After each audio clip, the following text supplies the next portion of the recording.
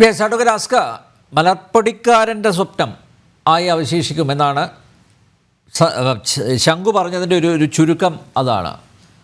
അസ്കർ കാണുന്ന ന്യൂനതകൾ എന്തൊക്കെയാണ് അസ്കർ? ഞാനിത് അനിൽജി ഇതിനെ കാണുന്നത് മറ്റൊരു അർത്ഥത്തിലാണ്. കാരണം ഇന്ത്യൻ ജനാധിപത്യത്തിൻ്റെ വസന്തം ആണ് ഈ പാർലമെൻറ്റ് എന്നുള്ളത് തന്നെയാണ്. കാരണം കേവല ഭൂരിപക്ഷമില്ലാത്ത BJP സ്വാഭാവികമായും ഘടകകക്ഷികളുടെ സമ്മർദ്ദത്തിന് വഴങ്ങി തന്നെ കാരണങ്ങൾ നടപ്പിലാക്കാൻ കഴിയും.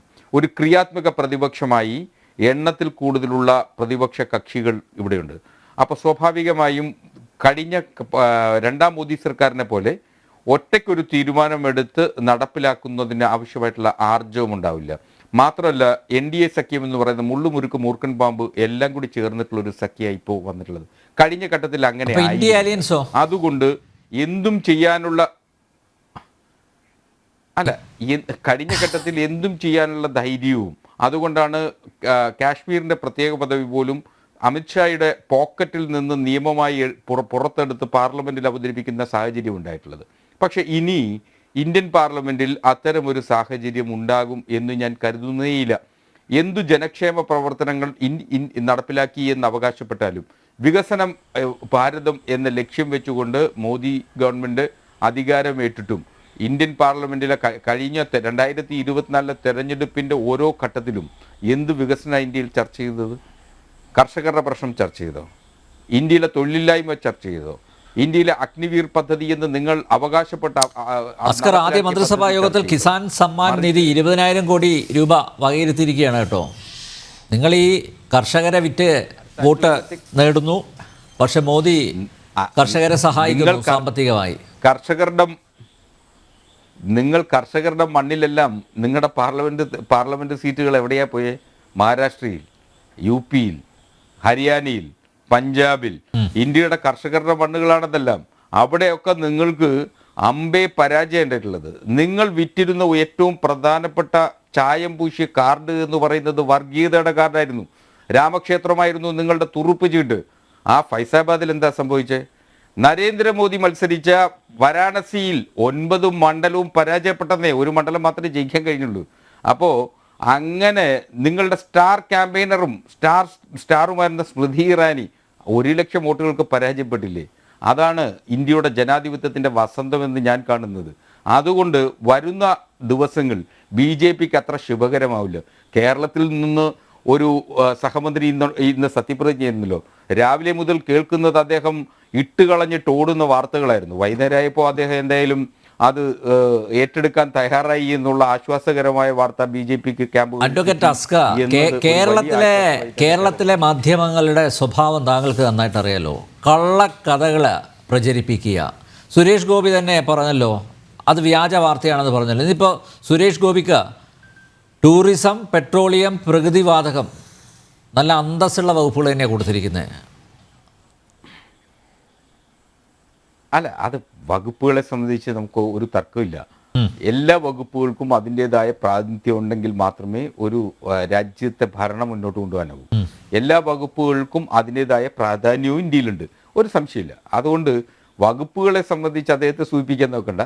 പക്ഷേ അദ്ദേഹത്തിന് ഒരു ക്യാബിനറ്റ് പദവി കൊടുക്കാതിരുന്നതിൽ അദ്ദേഹത്തിന് നീരസമുണ്ടെന്നും അദ്ദേഹം അത് വീണ്ടും ചോദിക്കുമെന്നും അദ്ദേഹം മാധ്യമങ്ങളോട് തന്നെ പറഞ്ഞത് നമ്മൾ കണ്ടതാണ്. അപ്പോൾ അത് അദ്ദേഹത്തിൻ്റെ കാര്യം, അത് BJPയുടെ ആഭ്യന്തര കാര്യം. അതിൽ ഇടപെടുന്നുള്ള സ്വാതന്ത്ര്യം ഞങ്ങൾക്കാർക്കും ഇല്ല, ഞങ്ങളത് പറയുന്നില്ല. പക്ഷേ നിങ്ങൾ കഴിഞ്ഞ രണ്ടാം മോദി, സെക്കൻഡ് എഡിഷൻ മോദി സർക്കാരിനെ പോലെ തേർഡ് എഡിഷൻ അത്ര സുഖകരമാവും എന്ന് കരുതുകയേ വേണ്ട. തേർഡ് എഡിഷൻ എന്ന് പറയുന്നത് ഈ ഞാൻ നേരത്തെ സൂചിപ്പിച്ചതുപോലെ നിതീഷ് കുമാറിൻ്റെയും നായിഡുവിൻ്റെയും ഒക്കെ കാരുണ്യത്തിലായിരിക്കും. നിതീഷ് കുമാറും നായിഡുവും വിനീത വിധേയരായി നിൽക്കുന്ന ദൃശ്യങ്ങളൊന്നും അസ്കർ കണ്ടില്ലേ? അസ്കർ TV കഴിഞ്ഞ ദിവസങ്ങളൊന്നും താങ്കൾ വെച്ചില്ലേ? മാത്രമല്ല നരേന്ദ്രമോദിയാണ് ഞങ്ങളുടെ ലീഡർ. ഈ സഖ്യം 5 വർഷം കാലാവധി പൂർത്തിയാക്കും എന്ന് ഇവർ മാത്രമല്ല മറ്റ് ഘടകകക്ഷി നേതാക്കന്മാരും ഉറപ്പ് നൽകിയിട്ടുണ്ട്. പിന്നെ ഞാൻ നേരത്തെ ചൂണ്ടിക്കാണിച്ചതുപോലെ അങ്ങനെ പെട്ടെന്ന് വീഴ്ത്തി പോകാൻ പറ്റുമെന്ന് താങ്കൾ കരുതുന്നുണ്ടോ? അത് സാധ്യമാണോ അസ്ക? ഇല്ല ഒരു അല്ല, അങ്ങനെ ചെയ്യരുത് എന്നുള്ളത് തന്നെയാണ് ഇന്ത്യ മുന്നണിക്കുള്ള എൻ്റെ അഭ്യർത്ഥന. കാരണം 5 കൊല്ലം വരുന്ന 5 കൊല്ലവും ഈ ഗവൺമെന്റ് ഭരിക്കപ്പെടണം, അതിന് ക്രിയാത്മകമായ പ്രതിപക്ഷത്ത് ഇന്ത്യ മുന്നണി ഉണ്ടാകണം എന്നുള്ളതാണ്. അല്ല, മറിച്ച് 6 ദിവസമായി ഈ ഇന്ത്യ 5 സഖ്യം വർഷക്കാലം ഒരു പ്രതിപക്ഷ തരത്തിലും നേതാവിനെ പോലും തിരഞ്ഞെടുക്കാൻ പറ്റിയിട്ടില്ല. എന്നിട്ടാണ് നരേന്ദ്രമോദി മന്ത്രിസഭ രൂപീകരണത്തിലുള്ള പാർലമെന്റ് അതൃപ്തി വിലയിരുത്തുന്നത്. കൂടുമ്പോൾ മതിയല്ലോ. പ്രതിപക്ഷ നേതാവിനെ ഇലക്ഷന് മുമ്പേ പ്രഖ്യാപിക്കേണ്ട കാര്യമൊന്നുമില്ല. പാർലമെന്റ് കൂടുന്നതിന് മുമ്പ് പ്രതിപക്ഷ നേതാവ് ഉണ്ടാവും. കഴിഞ്ഞ തവണ പ്രതിപക്ഷ നേതാവിനെ പോലും തെരഞ്ഞെടുക്കാനുള്ള കേവല ഭൂരിപക്ഷം അല്ലെങ്കിൽ സാങ്കേതികമായി ഒരു ഭൂരിപക്ഷം മുന്നണിക്കുണ്ടായിരുന്നില്ല, അല്ലെങ്കിൽ കോൺഗ്രസിനുണ്ടായിരുന്നില്ല എന്നുള്ളതാണ് ഒരു വസ്തുത. അപ്പോൾ ഇപ്പോൾ പ്രതിപക്ഷ നേതാവിനെ തെരഞ്ഞെടുക്കാനും അതൊരു ക്രിയാത്മകവും സുസ്ഥിരവുമായ ഒരു പ്രതിപക്ഷമായി പ്രവർത്തിക്കുന്നതിനുള്ള എണ്ണക്കൂട്ടം എന്തായാലും ഇപ്പോൾ ഇന്ത്യ മുന്നണിക്കുണ്ട്. അതൊരു വലിയ ആശ്വാസം തന്നെയാണ് ഇന്ത്യൻ ജനാധിപത്യത്തെ സംബന്ധിച്ചിടത്തോളം. Okay, doctor Gopakumar. അതുകൊണ്ട് ഡോക്ടർ ഗോപകുമാർ, അസ്കർ ഞാൻ വരാം. ഡോക്ടർ ഗോപകുമാർ, ഈ പറയുന്ന പ്രശ്നങ്ങളൊക്കെ ഇനി ഭാവിയിൽ ഉണ്ടാകുമെന്ന് താങ്കൾ കരുതുന്നുണ്ടോ? ഈ മന്ത്രിസഭയുടെ യാത്ര, മുന്നോട്ടുള്ള പോക്ക് സുഗമമാവില്ല എന്ന് പറയുന്നു. ഏത് നിമിഷവും ഇത് നിലംപൊത്താം എന്ന് സ്വപ്നം കാണുന്നവർ ഉണ്ട്. ഈ മന്ത്രിസഭയുടെ ഘടന, നേരത്തെ അത് ശംഖു ചൂണ്ടിക്കാണിച്ചു, ആർക്കൊക്കെ പ്രാതിനിധ്യം കൊടുത്തു, കൃത്യമായിട്ടുള്ള പ്രാതിനിധ്യം, 24 സംസ്ഥാനങ്ങൾക്ക് പ്രാതിനിധ്യം, 7 വനിതകൾ. പൊതുവിൽ ഈ മന്ത്രിസഭയെ താങ്കൾ എങ്ങനെയാണ് നോക്കിക്കാണുന്നത്, വിലയിരുത്തുന്നത്?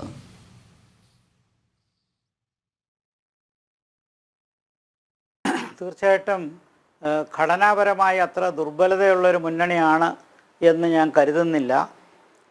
കാരണം ഭൂരിപക്ഷത്തിന് 32 സീറ്റ് അകലെ മാത്രമാണ് BJPക്ക് ഉള്ളത് എന്നുള്ളൊരു യാഥാർത്ഥ്യമുള്ളത് കൊണ്ടും മറ്റനവധി കക്ഷികൾ പിന്തുണയ്ക്കാനുള്ള സാഹചര്യമുള്ളതുകൊണ്ടും ഇതിനൊക്കെ പുറമെ നിതീഷ് കുമാറിനും നായിഡുവിനും ഒന്നും വേറൊരു മുന്നണിയിൽ പോയി ഇതിനേക്കാൾ നേട്ടങ്ങൾ കൊയ്യാനുള്ള സാഹചര്യങ്ങൾ അത്ര എളുപ്പമല്ല എന്ന് അറിയാവുന്നത് കൊണ്ടും പ്രീ പോൾ അലയൻസായിട്ട് വന്ന ഒരു മുന്നണിയെ അത്ര പെട്ടെന്ന് പൊട്ടിക്കാൻ പറ്റില്ല. വീഴുമോ ഇല്ലയെന്നൊന്നും പറയാൻ നമുക്ക് പ്രവചിക്കാൻ പറ്റില്ല. പക്ഷേ ഘടനയുടെ സ്വഭാവം അനുസരിച്ച് നോക്കിയാൽ ശക്തമായ പ്രീ പോൾ അലയൻസ്, ഈ പ്രീ പോൾ അലയൻസിന് നമുക്ക് കാര്യങ്ങളൊക്കെ നന്നായിട്ടറിയാം. TDPക്ക് കോൺഗ്രസിൻ്റെ ഒരു സഖ്യത്തിലേക്ക് പോകാൻ കഴിയുമോ ഇല്ലേ എന്നുള്ളത് നമുക്ക് നന്നായിട്ടറിയാം. അതുപോലെ തന്നെ നിതീഷ് കുമാറിന് അദ്ദേഹത്തിൻ്റെ കസേരയും ബാക്കിയുള്ള ബീഹാറിലെ താല്പര്യങ്ങൾ എത്ര സംരക്ഷിക്കാൻ ഏത് മുന്നണിയിൽ നിന്നാൽ പറ്റുമെന്നറിയാം. ഇവർ രണ്ടുപേരുമാണല്ലോ പ്രധാനപ്പെട്ടവർ. ഇതല്ലാതെ തന്നെ മറ്റ് അതേഴ്സ് എന്ന് പറയുന്ന കാറ്റഗറിയിൽ കുറേ പേരുടെ പിന്തുണയും കിട്ടിയിട്ടുണ്ട്. അപ്പോൾ ആ നിലയ്ക്കും ഒരു പ്രീ പോൾ അലയൻസിൻ്റെ തുടർച്ചയായിട്ട് വന്ന ഒരു മുന്നണി എന്നുള്ള നിലയിലും താരതമ്യേന ശക്തി ഭരണകക്ഷിക്ക് തന്നെയാണ്. ഇവിടെ പറയുന്നത് പോലെ അത്ര വലിയൊരു ദുർബലതയൊന്നുമില്ല. എന്നാൽ തൊട്ട് മുമ്പുള്ള ഗവൺമെൻറ്റിൻ്റെ അത്രയും വലിയ ശക്തിയില്ല എന്നുള്ളത് എല്ലാവർക്കും അറിയാം. കാരണം BJPക്ക് 303 സീറ്റ് കിട്ടിയ സ്ഥാനത്താണ് 240 സീറ്റിലേക്ക് മാറിയത്. അപ്പം അതുകൊണ്ട് തന്നെ ഇവിടെ ചൂണ്ടിക്കാണിച്ചതുപോലെ ക്രിയാത്മകമായൊരു പ്രതിപക്ഷം ജനാധിപത്യത്തിന് വളരെ അത്യാവശ്യമാണ്.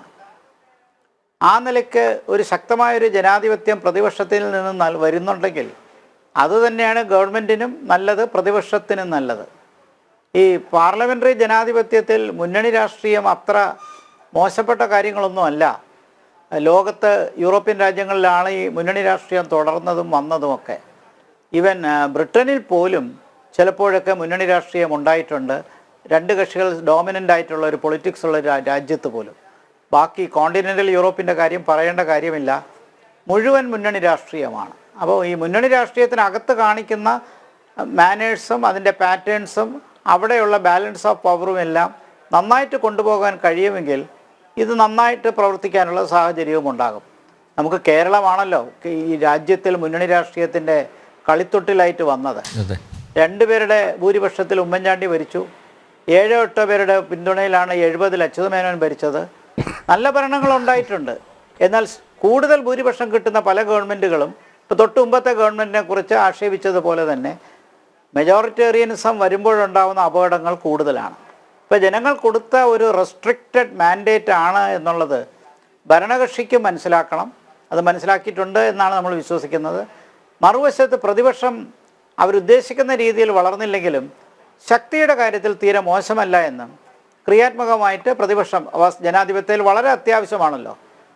ഒരു ജനാധിപത്യത്തിൽ നിഴൽ മന്ത്രിസഭയായിട്ട് വരേണ്ടവരാണ് പ്രതിപക്ഷം എന്ന് പറയുന്നത്. അപ്പോൾ പ്രതിപക്ഷത്തിൻ്റെതായ ഭാവി അടുത്ത 5 വർഷം കഴിഞ്ഞുള്ള രീതി ഇതൊക്കെ പരിഗണിച്ചുകൊണ്ട് തന്നെ നല്ല രീതിയിൽ പ്രവർത്തിക്കുകയും ഭരണകക്ഷിക്ക് കൊടുക്കുന്ന വാണിങ്ങും അതയുടെ ശാസനകളും ബാക്കി നേർവഴിക്ക് കൊണ്ടുപോകാൻ പറ്റുന്ന കാര്യങ്ങളുമെല്ലാം ഒരു കൺസ്ട്രക്റ്റീവായിട്ടുള്ള ഒരു അപ്പോസിഷൻ്റെ ഒരു പൊളിറ്റിക്സ് വന്നു കഴിഞ്ഞാൽ തീർച്ചയായിട്ടും 5 വർഷം ഈ ഭരണം തുടരുമെന്നാണ് എൻ്റെ പ്രതീക്ഷ. അതിനുള്ള മെയ്വഴക്കം ഭരണകക്ഷിയിലെ ഭരണമുന്നണിയിലെ പ്രധാനപ്പെട്ട കക്ഷിയായ BJP-യിൽ നിന്ന് വേണം. നമുക്ക് NDA എന്നുള്ള സഖ്യം വന്നിട്ട് കുറച്ചു കാലമായി. 2009 മുമ്പും ഉണ്ടായിരുന്നു, 2014 ശേഷം തുടരുന്ന ഒരു മുന്നണിയാണ്.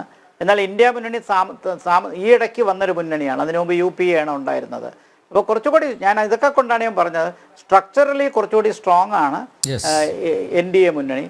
പക്ഷേ ഏകാധിപത്യ സ്വഭാവം കാണിക്കാൻ പറ്റില്ല, റെസ്ട്രിക്റ്റഡ് മാൻഡേറ്റ് ആണ് എന്നുള്ളതും ഭരണകക്ഷി ഓർക്കേണ്ടതാണ്. യെസ്, ഡോക്ടർ മോഹൻ വർഗീസ് നേരത്തെ ഇവിടെ പറഞ്ഞതാണ്.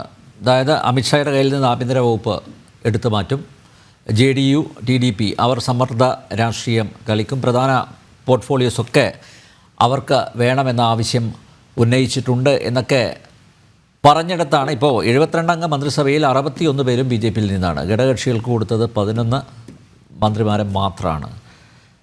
അപ്പോൾ ഇതിൻ്റെ ഘടനയെക്കുറിച്ച് ഗോപകുമാർ സാർ കൃത്യമായിട്ട് പറഞ്ഞു, വളരെ സ്ട്രോങ് ആണ്, ഇത് ദുർബലമാവില്ല. പക്ഷേ ഇപ്പോഴും ഇന്ത്യ സഖ്യം പ്രതീക്ഷിക്കുന്നത് ഏതെങ്കിലും ഒരു ഘട്ടത്തിൽ മുന്നോട്ടുള്ള യാത്രയിൽ അടിപതറും താഴെ വീഴും എന്നൊരു പ്രതീക്ഷ ഇപ്പോഴും വെച്ച് പുലർത്തുന്നു. ഇന്ത്യ സഖ്യത്തിന് അവരുടെ പ്രതിപക്ഷ നേതാവിനെ പോലും ഇപ്പോൾ 4-ാം തീയതിയാണ് റിസൾട്ട് വന്നത്, ഇന്നിപ്പോൾ 10 തിരഞ്ഞെടുക്കാൻ സാധിച്ചിട്ടില്ല. ആ ഒരു പശ്ചാത്തലം കൂടി പരിശോധിക്കേണ്ടതല്ലേ? ശ്രീ അനിൽ, ഇന്ത്യ സഖ്യം പ്രതിപക്ഷമാണ്, അവർക്ക് അങ്ങനെ പ്രതീക്ഷിക്കാം. എന്നെങ്കിലും ഭരണപക്ഷം വീക്കാകും. ആഭ്യന്തര വൈരുദ്ധ്യത്തിൽ ഈ സംവിധാനം ആടിയുലയും. ശ്രീ നരേന്ദ്രമോദിക്ക് ഒരു മുന്നണി പരിചയം കുറവാണ്. അതുകൊണ്ട് തന്നെ സ്വാഭാവികമായി വിള്ളലുകൾ വീഴും. ഇത് ഇന്ത്യ മുന്നണിക്ക് ആഗ്രഹിക്കാം. പക്ഷേ നിലവിൽ മന്ത്രിസഭ സ്ഥാനമേറ്റിരിക്കുന്നു, 72 അംഗ മന്ത്രിസഭ. അതിൽ പ്രധാനമന്ത്രിക്ക് പുറമെ 30 ക്യാബിനറ്റ് മന്ത്രിമാർ, 5 സ്വതന്ത്ര ചുമതലയുള്ള സഹമന്ത്രിമാർ, 36 സഹമന്ത്രിമാർ.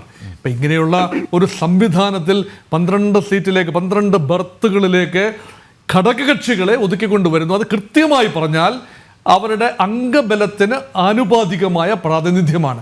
അപ്പോൾ അതിൽ കവിഞ്ഞ ഒരു പ്രാതിനിധ്യം ഘടകകക്ഷികൾക്ക് ചോദിച്ചിട്ടുണ്ടാവാമെങ്കിലും അത് നൽകിയിട്ടില്ല.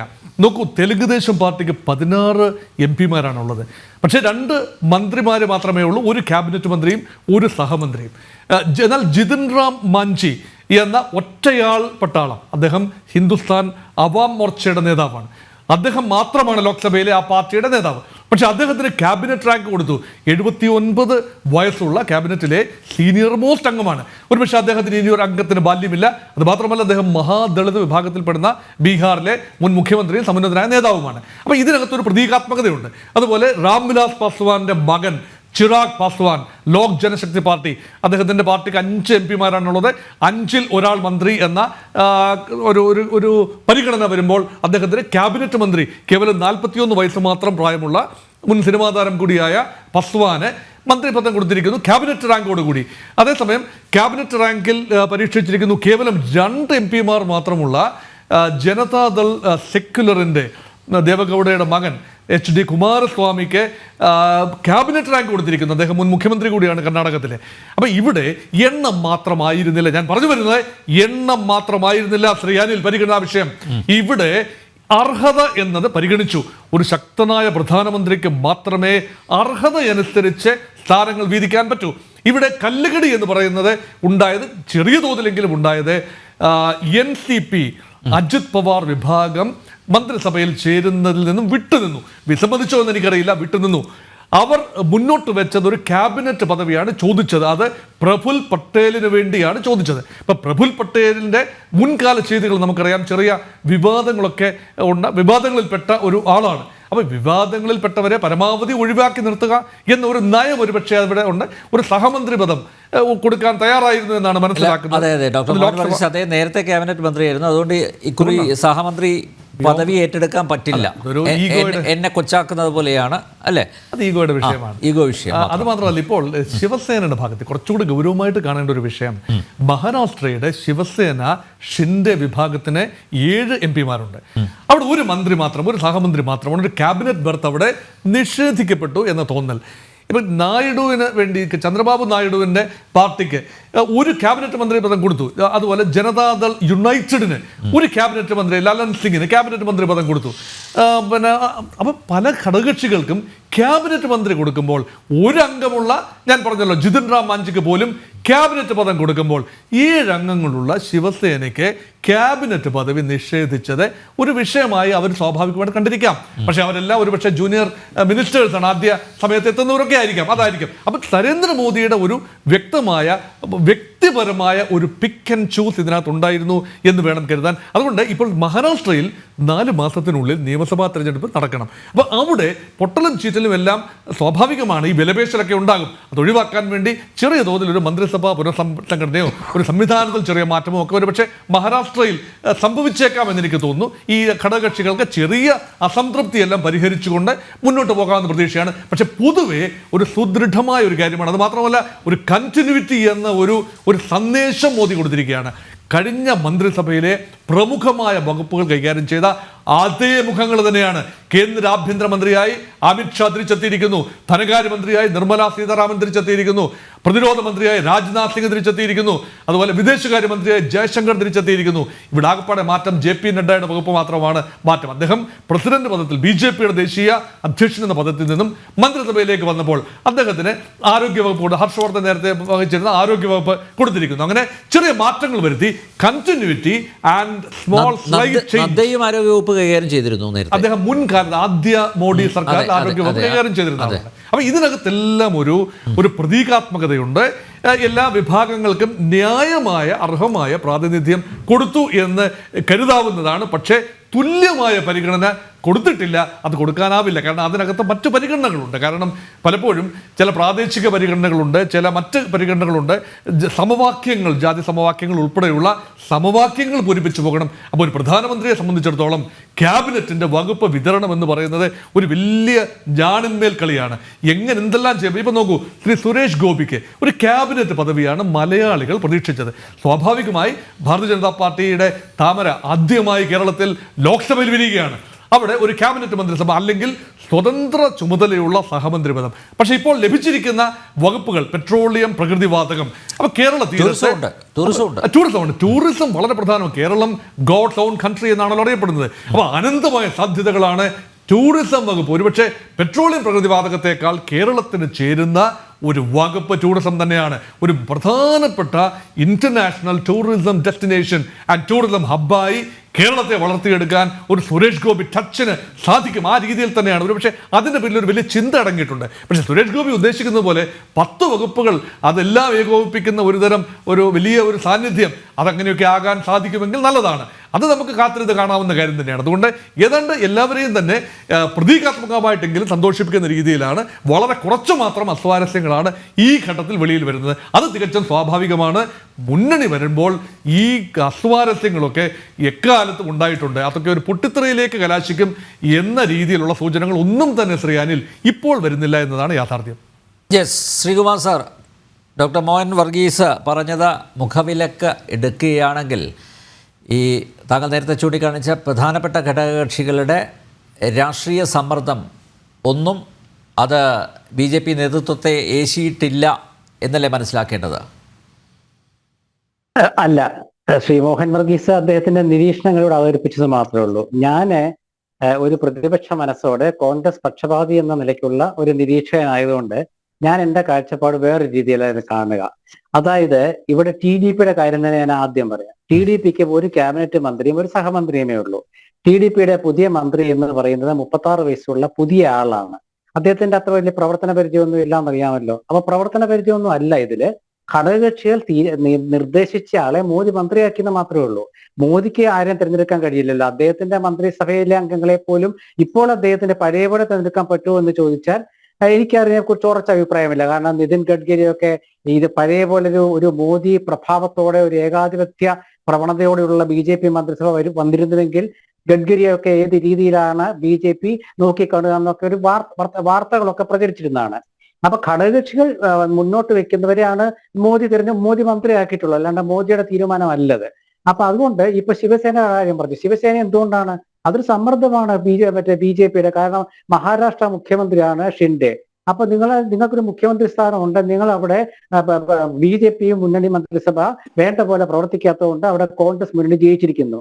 അതുകൊണ്ട് നിങ്ങൾക്ക് അതിന് അർഹതയില്ല എന്ന് സൂചിപ്പിക്കാനായിരിക്കാം. അതൊക്കെ പിന്നീട് വരുന്ന കാര്യങ്ങളാണ്. അത് മാത്രമല്ല, ഉദ്ധവ് വിഭാഗം ഇങ്ങോട്ട് വരാൻ താല്പര്യം പ്രകടിപ്പിച്ചിട്ടുണ്ട് എന്ന അനൗദ്യോഗിക റിപ്പോർട്ടും ഉണ്ട്. അല്ല, ഉദ്ധവ് വിഭാഗം താല്പര്യം പ്രകടിപ്പിച്ചെന്ന് ആദ്യ ദിവസം കേട്ടതാണ്. പക്ഷെ പിന്നീട് ഇന്ത്യ മുന്നണി യോഗത്തിൽ അവർ പങ്കെടുത്തൊക്കെ അറിയാമല്ലോ. അത് നമുക്ക് ആർക്ക് വേണമെങ്കിലും രാഷ്ട്രീയമല്ലേ, ആഗ്രഹങ്ങളൊക്കെ വെച്ച് പുലർത്താം. ഇപ്പൊ TDPയുടെ ചന്ദ്രബാബു നായിഡു നമ്മളുടെ NDAയുടെ പഴയ കാലത്ത് കൺവീനർ ആയിരുന്നു. പിന്നെ എന്താണ് അദ്ദേഹത്തിന്റെ നിലപാടിലുണ്ടായിരുന്ന മാറ്റം എന്തായിരുന്നു? വലിയ മാറ്റങ്ങൾ സംഭവിച്ചില്ല. അപ്പൊ അതൊന്നും രാഷ്ട്രീയത്തിൽ എന്ത് മാറ്റങ്ങൾ വരാം. ഇപ്പോഴത്തെ അവസ്ഥയിൽ നമ്മൾ വർത്തമാനകാല രാഷ്ട്രീയമാണ് നമ്മൾ ചർച്ച ചെയ്യുന്നത്. വർത്തമാനകാല രാഷ്ട്രീയത്തിൽ BJPക്ക് ഉണ്ടായിരുന്ന ആ ഒരു പ്രാധാന്യം ഈ മൂന്നാമത്തെ മന്ത്രിസഭ ഇല്ലാതാകുന്നു. അത് മാത്രമല്ല, ഇപ്പൊ BJPയിൽ തന്നെ എടുക്കുകയാണെങ്കിൽ BJPയിൽ ഉരുൾപൊട്ടലുണ്ടാവുമെന്ന്, BJPയിൽ നാല് പ്രശ്നങ്ങൾ ഉണ്ടാവുമെന്നും ഒന്നും അല്ല ഞാൻ പറയുന്നത്. പക്ഷെ BJPക്ക് ഇത്തരം ഒരു അവസ്ഥയിൽ 75 വയസ്സുള്ളവരൊക്കെ മാറി നിൽക്കണം എന്നുള്ളൊരു ചിന്ത BJP കൊണ്ടുവന്നയാളാണ് പ്രധാനമന്ത്രി നരേന്ദ്രമോദി. നാളെ അതിന് BJPയിൽ ഉയർന്നു വരില്ല എന്ന് നമുക്കിപ്പോ പറയാൻ കഴിയില്ലല്ലോ. അത് വർത്തമാനകാല രാഷ്ട്രീയമാണ്. അതുപോലെ തന്നെയാണ് ഇന്നത്തെ മന്ത്രിസഭാ യോഗത്തിലെ തീരുമാനം ആദ്യം കർഷകർക്ക് വേണ്ടിയാണ്. കർഷകരാണ് രണ്ടാം മോദി മന്ത്രിസഭയുടെ ഈ പതനത്തിന് കാരണമെന്നൊരു ചിന്ത വന്നിട്ടുണ്ട്. യുപിയിൽ 80 സീറ്റുകളിൽ ഭൂരിപക്ഷം ഇന്ത്യ മുന്നണിക്കാണ്. ഇന്ത്യ മുന്നണി വെക്കുമ്പോൾ സോഷ്യലിസ്റ്റ് പാർട്ടിക്ക്, സമാജ്വാദി പാർട്ടിക്കും അതുപോലെ കോൺഗ്രസിന് ചേർന്നിട്ടുള്ളതാണ്. അപ്പൊ അവിടെ BJPക്ക് പിന്നാക്കം പോകേണ്ടി വന്നു. നിങ്ങൾ നോക്കൂ, നരേന്ദ്രമോദി പിന്നിൽ എന്നൊരു വാർത്ത നമ്മൾ കേൾക്കേണ്ട അവസ്ഥ വന്നു 6000 വോട്ടുകൾക്ക്. അതിനിപ്പുറത്ത് പ്രതിപക്ഷ നേതാവാകാൻ പോകുന്ന രാഹുൽ ഗാന്ധി, അദ്ദേഹം ഒരിക്കലും അദ്ദേഹം പിന്നിൽ എന്ന വാക്ക് നമ്മൾ കേട്ടില്ല. അപ്പൊ ഇതൊക്കെ കാണിക്കുന്നത് പഴയ പോലെ സുഗമമാവില്ല BJPയുടെ വഴികൾ എന്നാണ്. അത് ചൂണ്ടിക്കാണിക്കും. ആര് ചൂണ്ടിക്കാണിക്കും? NDAയിലത്തെ ഘടകകക്ഷികൾ ചൂണ്ടിക്കാണിക്കും. നിതീഷ് കുമാർ ചൂണ്ടിക്കാണിക്കും, ചന്ദ്രബാബു നായിഡു ചൂണ്ടിക്കാണിക്കും, ഷിൻഡെ ചൂണ്ടിക്കാണിക്കും, അപ്പനാദൾ ചൂണ്ടിക്കാണിക്കും, എല്ലാവരും ചൂണ്ടിക്കാണിക്കും. അപ്പൊ അങ്ങനെ വരുമ്പോൾ ഇതിങ്ങനെ കൊണ്ടുപോകാനേ പറ്റുള്ളൂ. അതിന് പറ്റിയ ഒരു പ്രവർത്തന പരിചയം മോദിയോ, ഒരു പാർട്ടിയെ പിളർത്തിക്കൊണ്ട് ആ മുന്നണിയുടെ ആയുസ് കൂട്ടാമെന്ന് കരുതുന്നത് അത് എത്രത്തോളം ഇനി ശരിയാവുമെന്ന് തോന്നുന്നില്ല. കാരണം ഇപ്പോഴത്തെ ശക്തമായ ഇന്ത്യ മുന്നണിയുണ്ട്, 234 അംഗങ്ങൾ അവർക്കുണ്ട്. അത് മാത്രമല്ല, ഇന്ത്യ മുന്നണിക്ക് ആരെ വേണമെങ്കിലും നാളെ കോൺഗ്രസ് പറയാണ് ഞങ്ങൾ പ്രധാനമന്ത്രി സ്ഥാനത്തേക്കില്ല, പ്രാദേശിക കക്ഷികളുടെ പ്രധാനമന്ത്രിയെ കണ്ടെത്തുക എന്നൊക്കെ പറഞ്ഞാൽ വലിയ ബുദ്ധിമുട്ടുള്ള കാര്യമാണ്. അതൊക്കെ കണ്ടിട്ടുള്ളതാണ്. കാരണം ദേവഗൌഡ പ്രധാനമന്ത്രി ആയപ്പോഴ് സീതാരാമയ്യ ഒരു ഘട്ടം വന്നപ്പോൾ അദ്ദേഹത്തെ താഴേക്ക് ആക്ഷേപിച്ചു. അപ്പോൾ ദേവഗൌഡ ഒരു കമന്റ് ഉണ്ട്, ഇപ്പോഴും അത് മാഞ്ഞു പോവില്ല, ശ്രീ ഗോപകുമാർ സാറിന്റെ ഒക്കെ മനസ്സിൽ ഇപ്പോഴും ഉണ്ടാവും. തിടുക്കമുള്ള വൃദ്ധൻ എന്നാണ് ദേവഗൌഡ അന്ന് സീതാറാം കേസരിയെ വിശേഷിപ്പിച്ചത്. കോൺഗ്രസ് പ്രസിഡന്റ് ആയിരുന്നു. അപ്പൊ അങ്ങനെയൊക്കെ വരുമ്പോൾ ഇതൊക്കെ എന്ത് സംഭവിക്കാത്ത രാഷ്ട്രീയത്തില്. പക്ഷെ ഒരു ഗുണം എന്താണെന്ന് വെച്ചാൽ, നേരത്തെ ശ്രീ ഹസ്കർ പറഞ്ഞ പോലെ പ്രതിപക്ഷത്തിന് ഇവിടെ ആധിപത്യം പുലർത്താൻ സ്ഥാപിക്കും. എന്താണ് ആധിപത്യം? ഭരണകക്ഷിക്ക് മേലുള്ള ആധിപത്യമല്ല. കഴിഞ്ഞ രണ്ടാം മോദി മന്ത്രിസഭയിലെ നിരന്തരം 10, 50, 60 പ്രതിപക്ഷ നേതാക്കളെ സസ്പെൻഡ് ചെയ്തു, പാർലമെന്റ് MP-മാരെ സസ്പെൻഡ് ചെയ്തു. ഇനി ഇത് നടക്കില്ല. കാരണം അത് ചോദ്യം ചെയ്യാൻ ഒരുപക്ഷെ ഭരണകക്ഷിയിൽ നിന്നും തന്നെ ഉണ്ടാകും. കാരണം അന്ന് ഒരു ഘട്ടത്തിൽ ഇന്ത്യ മുന്നണിയുടെ നേതാവായിട്ടുള്ള നിതീഷ് കുമാർക്ക് ഇത് പറഞ്ഞൊരാളാണ്. അപ്പൊ അതുകൊണ്ട് പ്രതിപക്ഷം ഇവിടെ ശക്തമാണ്. മോദി വിചാരിക്കുന്ന പോലെ, സ്പീക്കർ വിചാരിക്കുന്ന പോലെ ദിവസം സസ്പെൻഡ് ചെയ്യാൻ പറ്റില്ല. അതുകൊണ്ടാണ് തെലുങ്ക് ദേശം പാർട്ടി ഒരു ക്യാബിനറ്റ് മന്ത്രിസ്ഥാനം ഇപ്പൊ എടുത്തിട്ടുള്ളൂ. അവരുടെ കണ്ണിൽ, അവരുടെ മനസ്സിൽ സ്പീക്കർ സ്ഥാനം ഉണ്ട്. അത് കിട്ടുമോ ഇല്ല എന്നുള്ളതൊക്കെ വേറെ കാര്യം. കാരണം ഒരു ഗവൺമെന്റിന് ബിസിനസ് നടത്തിക്കൊണ്ടു പോകാൻ അവരുടേതായ ഒരു സ്പീക്കർ വേണം. അതെവിടെയാണെങ്കിലും അങ്ങനെ തന്നെയാണ്. പ്രധാന കക്ഷിയുടെ ബിസിനസ് നടത്തിക്കൊണ്ടുപോകാൻ അവരുടെ തന്നെ സ്പീക്കർ വേണം. ഇല്ലെങ്കിൽ വലിയ ബുദ്ധിമുട്ടാണ്. പക്ഷേ TDPയിലെ ബാലയോഗിയെ പോലുള്ളവരൊക്കെ സ്പീക്കറായിട്ടുണ്ട്. നല്ല നിഷ്പക്ഷമതികളായ സ്പീക്കർ വന്നാൽ ഭരണകക്ഷിക്കും പ്രതിപക്ഷത്തിനും അത് ഗുണകരമായി മാറും. അപ്പൊ അതൊക്കെ നമുക്ക് ചർച്ച ചെയ്യേണ്ട വിഷയങ്ങളാണ്. ഇപ്പോഴത്തെ അവസ്ഥയിൽ എന്താണെന്ന് വെച്ചാൽ, മൂന്നാമത്തെ മോദി ഗവൺമെന്റ് എന്ന് പറയുമ്പോൾ ജവഹർലാൽ നെഹ്റുവും 1962 ശേഷം ഇതാ മൂന്നാമതൊരു പ്രധാനമന്ത്രി എന്ന് പറയുകയാണ്. ഒരു മിനിറ്റ്, പ്രധാനമന്ത്രി പറയുകയാണ് പക്ഷെ 1962 പ്രധാനമന്ത്രി നെഹ്റു വന്നത് വ്യക്തമായ ഭൂരിപക്ഷത്തോടെയാണ്. കോൺഗ്രസ് ഒറ്റയ്ക്കാണ് വന്നത്. ഇതുപോലെ BJP നിന്ന് മാറി ഒരു മുന്നണി മന്ത്രിസഭയായിട്ടല്ല വന്നത്. അപ്പൊ വ്യത്യാസമുണ്ട്. നമ്മൾ പറയുമ്പോൾ പെട്ടെന്ന് പറയാമെങ്കിൽ ഇതിനൊക്കെ ചെറിയ ചെറിയ വ്യത്യാസങ്ങളുണ്ട്. ആ വ്യത്യാസങ്ങളൊക്കെ കണക്ക് കൂട്ടുമ്പോഴാണ് നമ്മൾ പറയുന്നത് ഒരു മുന്നണി മന്ത്രിസഭ എന്ന് പറയുക വ്യത്യസ്ത കാഴ്ചപ്പാടുള്ളവരെ, വ്യത്യസ്ത രാഷ്ട്രീയ താല്പര്യങ്ങളുള്ളവരെ, വ്യത്യസ്ത സംസ്ഥാന വിഷയങ്ങളിൽ താല്പര്യമുള്ളവരുണ്ട്. പ്രത്യേക പാക്കേജ് ആവശ്യപ്പെടുന്നവരെ, ഇവരൊക്കെ ഉണ്ടാക്കാവുന്ന സമ്മർദ്ദത്തെ അതിജീവിക്കാൻ BJPയുടെ പ്രധാനമന്ത്രിക്ക് കഴിയുമോ എന്നൊരു ചോദ്യം വരുമ്പോൾ അവിടെ BJPയിലുള്ളിൽ തന്നെ ചില അനുരണനങ്ങൾ ഉണ്ടായാൽ അത് അത്ഭുതപ്പെടാനില്ല എന്ന് ഞാൻ പറയുമ്പോൾ അതൊരു പക്ഷപാതിയുടെ ഒരു കാഴ്ചപ്പാടായിട്ട് മാത്രമേ കാണാവൂ എന്നുകൂടി ഞാൻ വെക്കുകയാണ്. യെസ്, അത്തരം അനുരണനങ്ങൾ ഉണ്ടായാലും അതിനെ പ്രതിരോധിക്കാനുള്ള ശക്തി NDAക്കില്ലേ എന്നുള്ളതാണ് ചോദ്യം.